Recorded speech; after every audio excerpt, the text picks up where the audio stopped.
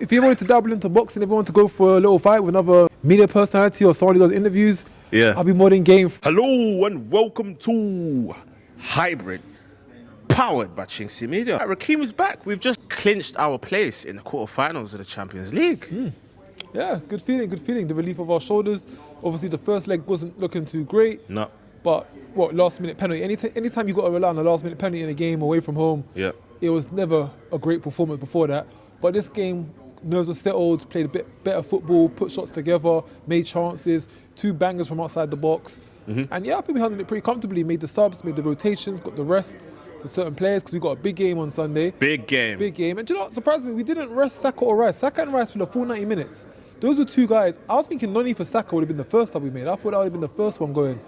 And when Norgard came on, I thought, okay, Rice is going to come off because we're tuning up. No, it took us to Mendy. So You think there's something in that? Does Madueke start that final? Madueke start that final. Our first final in 6 years, I would not see any reason why Saka wouldn't start. But maybe the boss is going to surprise. Maybe he's going to start Madueke. But I would have thought Saka would have started that one. But, you know, the team's played strong all together. I can't say Madueke's not looked good in cup games. He's looked great in cup games. On the right wing, though, not the left. I don't want to ever see him on the left again. On the right wing, on the right wing. With Saka cover, not on the left side. Let Martinelli and Trossard do that. He's worked his place. So, yeah, we'll see what he does on Sunday. Well, Sporting Club de Portugal away in the quarterfinals. They dispatched Bodo Glimt 5-0 with consummate ease today. The remontada worked. They pulled it off.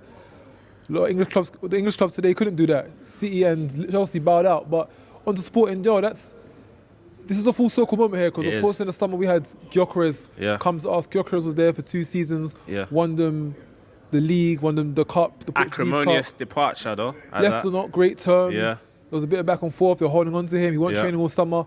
But then he came. He said he wants to come here, wants to cement his name, take on the legacy, get to the next stage. And so far, 11 Premier League goals, 18 GA for all competitions.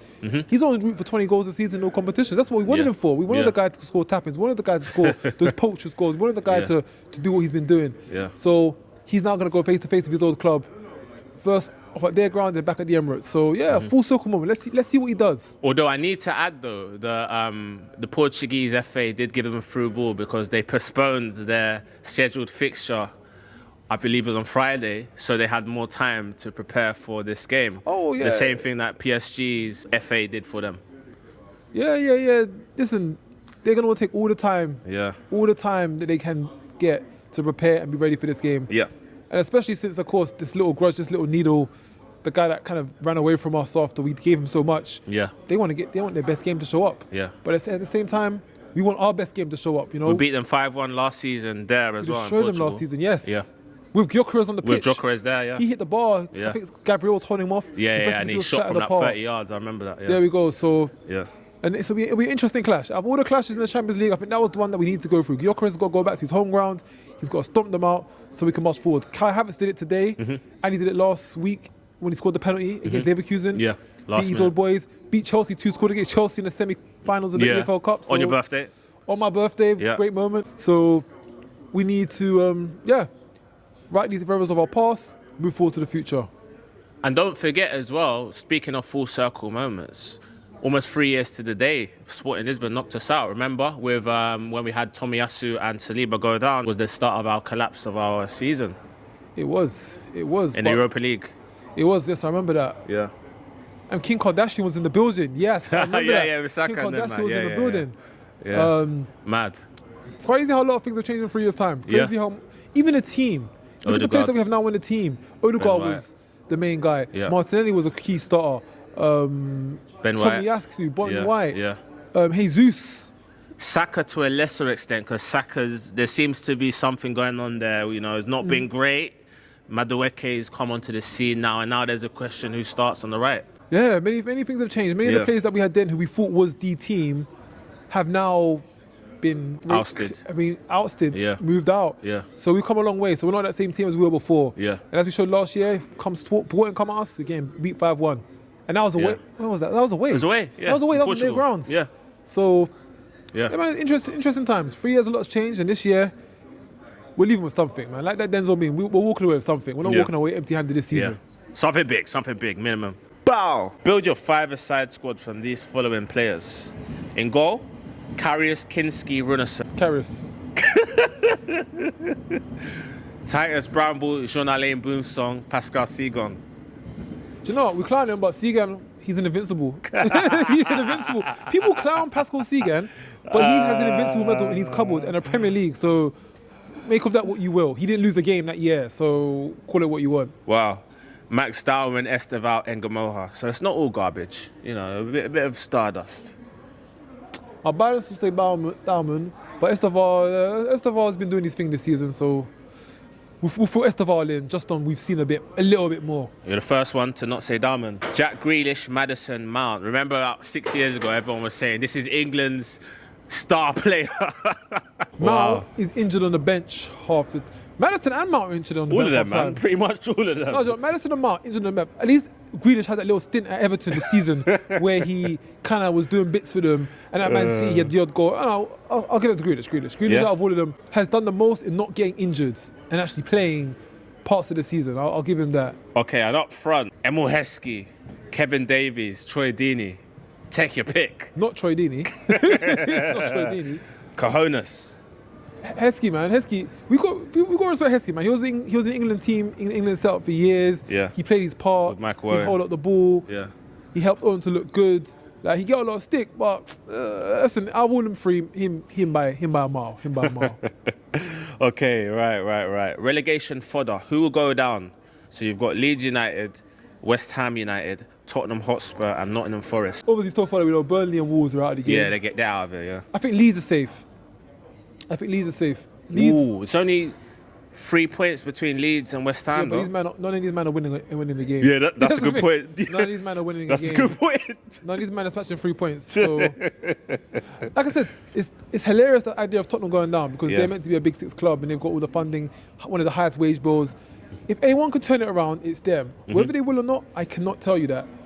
But I think Nottingham Forest or West Ham have the least resources. So on paper, it will seem like those two will be one of the ones to go down. What, resources in terms of players? Players, funding, players in economic funding and just reason to not go down. Okay. Like I said, there's no reason why a club like Spurs has a multi-billion-pound stadium, has Beyonce and Burna Boy performing there. Yeah, but that's not going to help them with 6 games to go, though. They just got to scramble and, I don't know, maybe Burna Boy could play centre mid. Maybe Burna Boy could, I don't know. The way they're playing, he probably could maybe get a goal or two for them. I don't know. Mad. But I think Forest or West Ham will be one of the ones to go down. All right, tell me the positions they'll finish then in that case. So one team will be 18th, one team will get relegated. 18th, 17th, 16th, 15th. Leeds 7. No. So who's in the bottom 3 then? Bottom 3. So you said either Forest or... Bottom will be Forest. Then you said West Forest Ham. or West Ham? Forest are going, West Ham staying up. And then Tottenham above, yeah? 15th. Yeah. Rank them in order of the biggest clubs of those 4. Currently, right now? No, just in general, whatever metric you choose. There's a metric. Nottingham Forest won 2 Champions Leagues. So really, truly, exactly. Nottingham Forest could hold a lot of weight to a lot of clubs. They could say they're a top 10 club in the UK. England, they could do. They could, yeah. But how they're playing, how their current style is at the point. So what? Nottingham Forest, are they bigger than Man City? No. Got 2 Champions Leagues. But then it's the thing where Chelsea bigger than Arsenal. It's the same sort of thing, isn't it? It's everything, you know? I feel like you got to take a bit of current day into what they're doing now. For sure, yeah. And going by that, if we're going by that metric, then I'll say, but then Tottenham haven't won a league or a Champions League. See, it's a good question, isn't it? It seems straightforward, but it's actually a good, tricky question. Going by the metric of the last 10 years, even the last 20 years, and then the last 50 years of the history, Tottenham, Nottingham Forest, and then West Ham. And then Leeds lost. Because there's a case for Leeds. Some people might say they're second, third. You know, it could go either way. Yeah, no, in the 90s, they was a big club. Yeah, yeah. But I feel like Leeds at this point have spent too much. Since the 2010s, Leeds have spent too much time in the Championship. To then and even League One as well. And League One, To say in recent times, that bias isn't going to help them. We're into the final on Sunday. A chance to arrest this dismal trophy drought that's been stretching over 6 years against Manchester City. They would want to put a stop to this quadruple talk because they might not get another opportunity to do so if they don't do it when they're playing us face to face. We have a chance to trounce their treble-winning exploits of 2-3 years ago. Who wins? Who starts? We put out a strong team. We put out a strong team to win. Only team member that has a rotation, I'll say, is you're putting Kepa for Raya. just because Kepa's done all of those games, just to be a bit fair. I agree. Other than that, Saliba, Gabriel at the front. Do you know, we're at the point now, Hankapi or Calafiori, either one plays the left back. I don't even care. Right. They're both just up there. Timber got arrested. Timber's fit. He plays. You got Rice and Zubimendi. Eze. Timber's fit?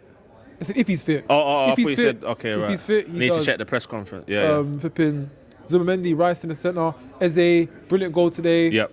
You are the man. Yep. Gyökeres, and up on the wings, Saka, of course, is going to start, and then the Martinelli or Trossard. Martinelli came over 20 minutes today. Do you know, maybe he's just getting some warm-up minutes, stay active. I never know how Arteta is going to work it. The algorithm, Arteta algorithm. Arteta algorithm, I can never suss it out. But yeah, we should go with a strong team, you know. We're coming to win. We're not playing no second string. Of course, we've got strong subs on the bench. Yeah. We've got reinforcements. So yeah, we come to win this, you know. 100%. It's a small step of a big pathway. It's the first step of many steps. Yeah. Someone said to you the other day, if we didn't win any trophy at just the EFL Cup, are you going to the parade? There won't be a parade. The club won't put a parade for that. We've had a parade for FA Cup. No, but you know what it is? For that to happen, it would mean we would have flopped the league. That we should have won, especially from this point. Do you have a parade if we just win the EFL Cup? No, do you go to parades? I don't think anyone goes. So there'll be, you know what the club's like. Everything will be mash up. Everything will be if we won an FA Cup, do we go to a parade? No. Is there a parade? Why not? Nah. It's the cup, first cup in 6 years. Yeah, but it would have meant we've flopped everything. The bottle word would be true. It's a cup, hey? It's a cup, first cup in 6 years.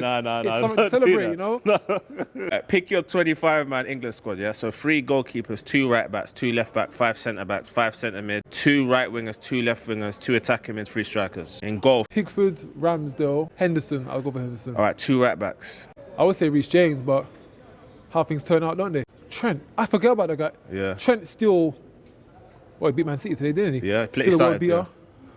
On the left, I put Skelly in there. Skelly and O'Reilly. Centre back. 5 centre backs. Guri. Okay, Mark Gahey. Stones, Maguire. Dan Burn. Gerald Konsa just from Leverkusen. He used to play for Liverpool. Yeah. We'll give him a call up. 5 central midfielders. Bellingham, Kobe, Eze, Rice, Ethan Nwaneri. Ooh. Okay. Ethan, give him some experience. Give him some call. He's been doing these things for Marseille. 2 right wingers. Saka's always going to be there. Yeah. Saka Nani. I think so. Left wing. Does Rashford go and stand up? 2 attacking mids against Foden Techie. And Palmer. So that means Morgan Rogers misses out. If we're being really real, does Palmer or Foden deserve to start? I wouldn't take Foden. I wouldn't take him. I would take Rogers and Palmer. But even Palmer's a struggle for him, yeah. Morgan Rogers, he's played his part to start. Yeah. Let's put in Palmer because he scored that goal in the finals, which got us believing that it could be a thing. And also the World Club Cup final as well, too, I think. We don't count friendlies, but yeah, sure, why not? And up front, Harry Kane. Yeah, now you're going to struggle, though, for the other 2. Kane and who else? A few of the boys have said Danny Welbeck. Some people have said Tammy Abraham, Ivan Toney. I think Welbeck, because he had a standout year this year. Max Dowman. Max Dowman, why not? That's a wild card like Theo Walcott in 06. AFCON, they're saying that they're going to strip Senegal of their title. What's that all about? They're not saying. They said they have stripped Senegal of the title. They said they have stripped Senegal of the title. They said that it's going to be it's a 3-0 win. What? To Morocco because Senegal players stormed off the pitch, and because of that they're going to have to call it a default or a forfeit game, which is ridiculous because tell me a final where we've seen or witnessed that happen in this modern age, in this modern day. We saw the game, we saw how it played out, we saw Senegal save the penalty, go and score in extra time, we saw them lift the title, parade it around for the last 3 months, we know them as the champions. That is what's happened on the football pitch. Yeah. As far as the politics side, the AFCON was staged in Morocco. The women's AFCON was also staged in Morocco. And it was set up for Morocco to win. They had many favourable decisions going along the way. Yeah. It was something that I feel FIFA wanted. Yeah. The president of them was very nice for Morocco, very friendly with Morocco, very happy to see them win throughout all the rounds, get those stages, get those wins in. And it wasn't in the script for Senegal to win. Yeah, it wasn't. Of course, we've seen Senegal win. We know that Senegal won, but history books will now say that Morocco won. And for that, for historic reasons, this will now benefit Morocco. If they want to move forward, doing another AFCON there, they're the champions. But history books says they're the champions. We supported them. Sponsorships, money, betting, all that kind of stuff. All links into what they needed to happen. So I think there's an agenda behind it. That's why they were so forceful that this has to be on paper a Moroccan win for our standing history so we can move forward with better projects. Football's a corrupt game like we know. There's so many corruptions like that. The side with the money, the side with the power, they wasn't come out on top. We're going to talk about power corruption. Let's look at Chelsea. Chelsea got caught with, they got brought up with charges. They got brought up with charges, they got a suspended sentence. 1 year transfer ban, 2 year suspended sentence. It's used in criminal proceedings quite a lot. If I got a suspended sentence, it means my sentence is suspended for that period of time unless I do something to go back into. So unless Chelsea break another rule, that sentence doesn't apply. So they're pretty much free at this point of time unless they do it again. So all they've really been done is like with a £10 million fine. That's ridiculous. What's that gonna do? That's nothing. 10 million. They spent 40 on Garnacho. Who doesn't start? Who doesn't even start? No, but that's just the thing about football, unfortunately. Like when Everton got hit with a point deduction, they got 10 points for one charge. 10 points. 10. Chelsea had way over 30 charges. And even, let's go further down, Leicester's been hit with a few. Sheffield Wednesday. Did Nottingham Forest get with a charge? Yes, last season. That's it. Sheffield Wednesday got hit with one which effectively relegated them this season, and they're going to be hit with another one next season which might relegate them again. See, the thing is, what we're noticing the pattern here in football is that you will get charged if you're a small team. Yes, exactly. Shake up the economic structure of the sport. Man City, they've got anniversary date for their trials. Every year now, it's the 1 year, 2 year, 3 year charge. But they can't touch Chelsea, they can't touch Man City because these teams have structural weight in the Premier League. If Man City are out the race, that's a big competition gone. If Chelsea go, another one, big competition gone. Liverpool, Arsenal. Do you know what? I say Arsenal, but watch Arsenal break one rule. We break one rule. They're tearing this whole place down. They're tearing everything down. They're throwing charges at us. They're taking our invincible title from 2004. Like, they'll take the piss of us, but anybody else will get away with it. But it seems like all the big clubs, Chelsea do it, Man City do it, we'll hit you with fines, we'll hit you with warnings, we'll hit you with suspended sentences, but it's only the small clubs that get banished. Same way with Senegal. Senegal won't want to win that World Cup. They weren't meant to win it. It was meant to be for Morocco. So we got to adjust it so that our guys win it. So for going forward in the future, TV deals, promotions, contracts can all go in our favour. So it's a dirty game, man. It's a dirty game. Boxing news, man. Did you see the Wilder Chisora face-to-face? Like, when's the fight? Is it coming up? It's coming up, isn't it? I believe the fight is in April. Yeah, so it's a matter of weeks away then. Yeah, it's early next month. But they're brethren. What's going on with that, Rakeem, man? Hey, listen. Nonsense. You know how back in the day in football there was rivalries? North London doubles, a rivalry. Manchester Derby, rivalry. They didn't like each other. Genuinely didn't like each other. Generally, yeah. Like when you had the England clubs, when you had England come together, all the players come, they didn't like each other because they generally, you got a Liverpool man, a Chelsea man, they don't like each other. Same way in sports and boxing these days, it's too friendly, it's too commercial. Everyone's got too much contact with each other. Well, you think it's Twitter, Instagram, TikTok, you know. As much as it's made the game fun, it's ruined the game because you see what man's doing every day on his Instagram, you see what he's doing his story. Liking all his pics. You interact with them, you talk to them, you got that contact with them. So these men outside of the ring, a lot of them are friends. A lot of them know each other. A lot of them been training together for years and stuff. But for the fight, me and you, I know you. If someone said, okay, here's 10 million, we're going to split each way, but you lot got to put on a show. Yeah, we're going to put on a show for the world. And that's how does that work though? Could you, I know because you're in that mindset, you're in the gym every day, innit, effectively. Can you like just go into a mode and fight your friend? Have you got the same? Yeah. Or do you have to hate that person? No, you don't got to hate them. How does that work? You're in the gym sparring every day. You're in the gym training every day. Yeah. It's just what you do. It's just what you do. It's what they do. And maybe because I've been doing it for too long. Yeah, you've been doing it for too long, bro. It's just normal. It's what you do. It's just part of the sport. In the sport, you fight people, you fight each other. You spar with each other every day in the gym. You do the trials sparring anyway. So you don't lay off slightly because he's your mate and you don't, like, there's none of that. You go into a mode, into the zone. Sometimes you go a bit harder because you're your mate, because you know them, because it's like, it's a crazy psychological thing. But yeah, before I started competing, I didn't know how two people who are friends could jump in the ring and start fighting each other on a real stage. But now that I've been in that environment, I fully get it and see it, because you be doing this every day. It's training.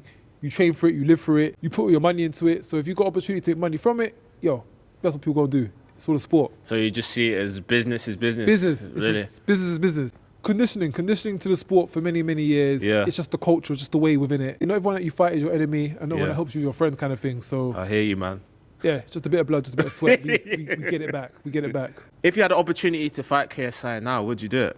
Absolutely. The money these influencers are getting, the influencers get more money from boxing each other than professionals do from boxing each other. So it's a no-brainer. If you're actually a competent fighter and someone who semi-trains wants to fight you and they want to offer you more money, it's like Eze or Haaland or De Bruyne or Enzo Fernandez playing in that football league, the Ballers League. Oh, Ballers League. Playing the Ballers League on Sky. And they're like, we're going to pay you double your rate at your professional club to play for us. Yeah. So I'm no-brainer. I'm versing a bunch of part-time guys. Yeah. To comparison to me, for more money, yep, sign me up straight away. How quickly would it take you to know what level someone is as a boxer? Like, can you just clock straight away with how they stand? How easy is it for you to understand? There's little things. So obviously with the eye test, there's little things you can see from a person, how they stance, position, where their hands are, how they move, how slick they are. So you know straight away, I'll take this station apart. But I also feel as well, you need the field test. You need to actually get in the ring and move around with them, or actually have some contact with them. Because some people can look very, very good until they get hit. Okay, Some people can have all the moves, the footwork, the head movement, all that kind of stuff. But as soon as they get hit, it falls apart. That's what the difference is between someone who looks good and someone who is good. You can look amazing on the bag, but as soon as you get hit in the stomach or hit in the arm, you're thrown off balance. So that's why I never fully go by just looking at them. So that's the mental aspect then, isn't it? Of getting hit, and now you kind of... Yeah, that's a part of the sport as well, mental aspect. You can look good and do the moves, but if you get hit and you're going to go into a ball, you're going to be withdrawn, then that will only let you go so far. Crazy. I know there's a number of big fights coming up in boxing. They're all coming up. They're all at the pending stage. So normally fights get big, or the fights news gets big maybe the week before, week or two before the fight. That's when all the media, the press comes around it. But during this period of time, all the fighters are pretty much in training, getting ready for that fight. And let's say the Wilder Chisora fight, 2 weeks before that fight, then it will start building up, because they're out of training, they're on the cameras, they're doing the media rounds. That's when the news starts circulating. So for now, it's that quiet period. But you come back in April, probably around the time when we have the first leg away at CP Sporting. Yeah. That's when all the news will start coming out. So yeah, watch that space, watch that space. Castillo, you know Castillo, right? He's in and around the boxing scene or whatever. I feel like that, well, it wouldn't be a good matchup because you're a pro, but if you and Castillo kind of had a, how do you think that? I think he's lost too much weight though. Something's going on? Talk to me, man. Castillo. I like Castillo. I'm a big fan of him, by the way. I've met him a few times at some of the boxing events. Yeah, how tall is he? Slightly shorter than you, right? A little bit shorter than me. Yeah, that'll be an interesting fight if you ever wanted to. No, it won't be, man. You're a pro. If you ever wanted to dabble into boxing, if you wanted to go for a little fight with another media personality or someone who does interviews, I'll be more than game for it. But I don't think it's a fight that would probably take, because... Who would take, him or you? I don't think it's a fight that he would take. No, he wouldn't take it. No, he ain't taking that. It's not looking good, bruv. It's not looking good. It's not looking bruv in his mouth. But now he's a funny guy, he's an entertainment guy. And guys like him, they're smart because they know the line. They've not got themselves gassed up. They know that, I'm a talker. I'm not a fighter. I'm not going to start jumping with people and throwing fists around. So I rate him for that, because some of the guys I've seen come in, from the onset, they think they're the man. They think they can do this easy. No, I think if you didn't have the professional boxing background history you had, and you would just kind of come into it like that, then I think it's a decent matchup. However, yeah, like you said, I don't think that's a thing. But yeah, as I said, man, I'm a big fan of Castillo. Like, he's influenced a lot of the small things I've done, like the obviously the catchphrases and stuff like that, and obviously copywriting the catchphrases. Small things he does. Big fan, man. Big fan. He's the crossover from your own field to crossovers into actual professional sport fields, and to keep it balanced. No, I think that's big. Not everyone can do that. Because you put some people in a new environment, they crumble. They don't know how to talk to people. They're making it uncomfortable on themselves and other people. But no, he got the crossover goods. Bow! Thanks for watching this video, guys. Don't forget to like, hype, comment, share, and subscribe. And send them super chats in. And place the W's in the chat. There's going to be a link. Click it and be sure to check out these playlists for more amazing videos. Only on Hybrid, powered by chinkseyMEDIA.